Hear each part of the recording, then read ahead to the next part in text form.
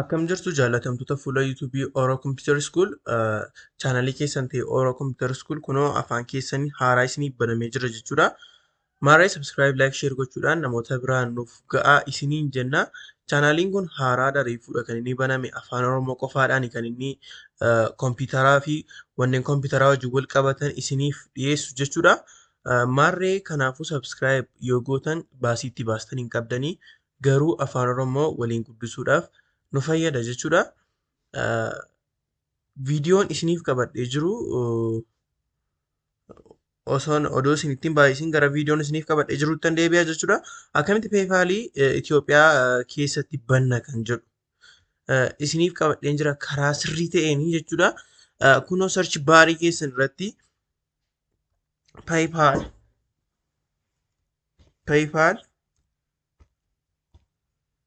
dot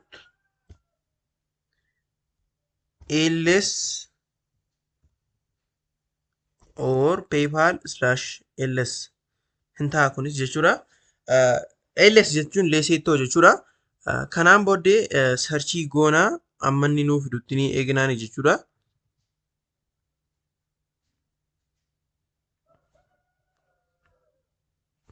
Amma inni nuuf fidutti ni eegna jechuudha. Kanaan booddee PayPal ls sign up ishee jettu kanatti bu'uun.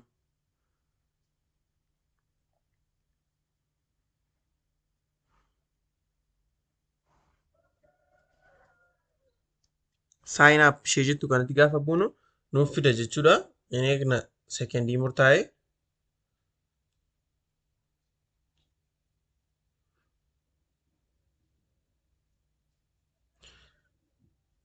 Country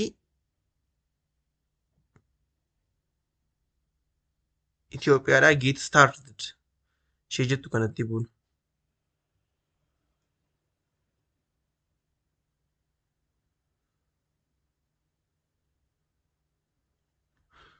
Get started kan jettu kanatti buune ni eegna jechuudha sekendii murtaa'e.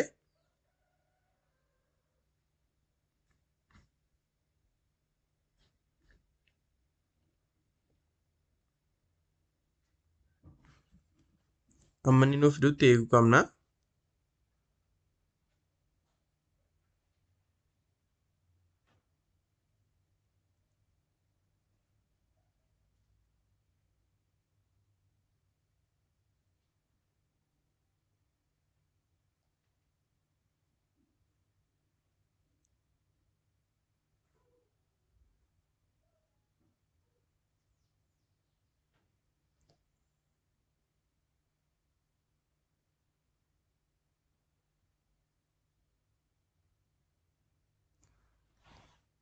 Mobile number nuun jedheera jechuudha. Mobile numberii keenyatti guunama fakkeenyaaf +25 949 11 56 duwwaa 4dha jechuudha kan koo. Next ishee jettu kanatti buutu.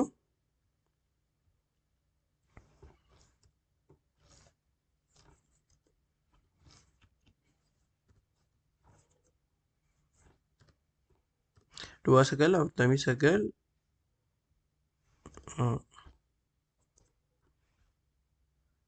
+25 tokko waan qabuu fi bilbila kan biraa itti hin goonnu jechuudha. +25 tokko qaba waan ta'eef 0 hin barbaachisu. 0 malee nu dabarsa. Confirm your phone. Phone numberii kootti meeseejii naaf hin dhufa jechuudha. Kunoo innis dhufeera. Isaan asitti guuta jechuudha.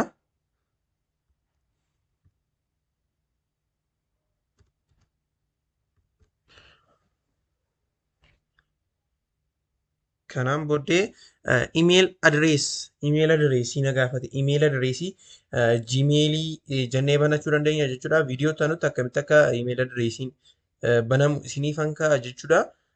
Namoonni email addressii qabdanii email addressii keessan fayyadamuu dandeessu. Namoonni email addressii hin qabne immoo email addressii haaraa banachuu dandeessu jechuudha. Kunoodha Oro Computer School. Oro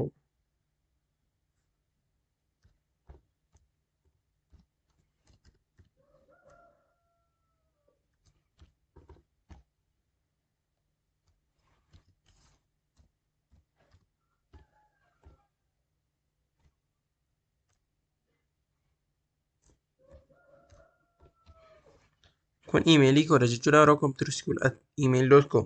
First name legal first maqaa keessan isa sirrii. Enter the name that is on your official ID. Isiniin jechaa jira. Official ID keessan irra kan jiru mattaawoqiyaa keessa yookaan waraqaa eenyummeessaa keessan irra kan jiru isiniin jedhee hankoo simeeraadha. Last name beenyaa. Create strong password. Strong password jechuun qubee qabaachuu qaba. Qubee guddaa, qubee xiqqoo, simboolii qabaachuu qaba jechuudha. Lakkoofsallee akkuma kanaa qabaachuu qaba. Fakkeenyaaf kunoo strong password haaluma salphaadhaan itti guuttadheen jira jechuudha. Next isheetu kanattan bu'aa. Nationalitiin koo Itoophiyaadha. Date of birth guyyaa dhaloota 10/11/2004 isinumatti agarsiisuuf hin gochaa. Adrees laayin waanii Addis Ababa.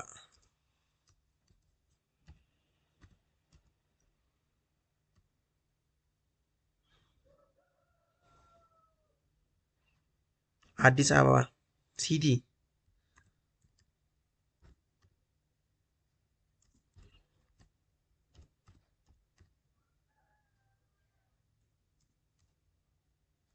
Addis Ababa Itoophiyaa goona jechuudha.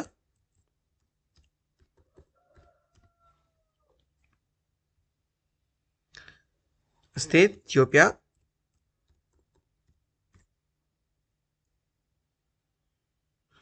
Slash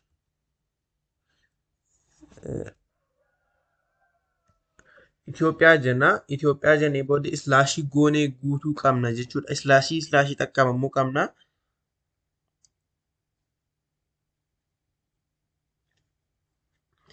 Godina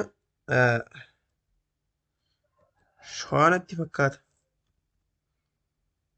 Finfinnee. Region Oromiyaa. Postal koodiin kana 1000 goonee bira dabarra. Sababni isaas postal koodii mataa keessanii qabdu yoo ta'e postal koodii mataa keessanii gochuu qabdu. Postal koodii mataa keessanii qabda yoo ta'e immoo postal koodii 1000 gootanii bira darbuu dandeessu jechuudha. Agree and create account ishee jettu kanatti buutu jechuudha.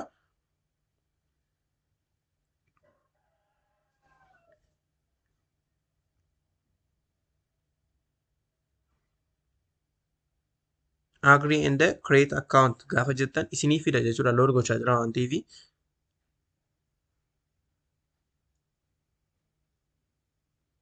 Waiting for hafiduu xiqqoo ishee eegna.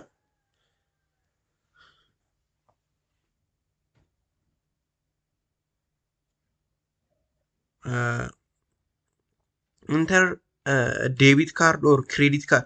Debit cardii yookaan credit cardii akkaataatti banatan isinitti agarsiisa viidiyoo ta'anuun jechuudha. Onlaayinii ammaaf debit cardii yookaan credit cardii hin qabnu waan ta'eef bakka debit cardii yookaan credit cardii dhiisnee dabarra jechuudha. Asirratti lakkoofsa irra jiru duuba debit cardii keessa yookaan credit cardii keessan irra jirutti guutuu expire keessanii security code keessanitti guutuu.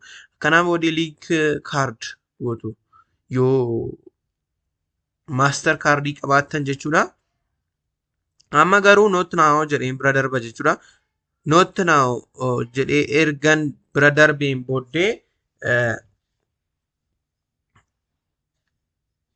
continue to home ishee jettu kanan fayyadama. Kaardii in keessa linkii hin taane kunuun activity adda addaa gochuu dandeessu garuu ittiin waaleetii qaba, activity helpii wantoota adda addaa qaba jechuudha.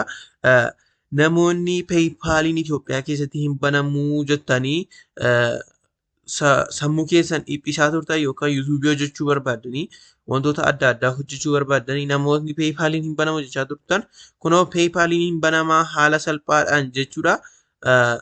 Viidiyoo kana ilaaltanii PayPalii banachuu dandeessu. PayPal haala salphaadhaan banachuu dandeessuun isiniin jedha. Maarrii namoonni maatii chaanaalii keenyaa ta'anii subscribe gochuudhaan maatii chaanaalii keenyaa ta'an isiniin jedha. Chaanaaliin kun kan keessanii waan ta'eef afaan keessaniin kan hojjetudha. Subscribe godhaan isiniin jedha. Yeroo taanuma akkamitti kireedit kaardii yookaan deebit kaardii akka banannu isiniif dhiyeessa jechuudha. Galatoomaa.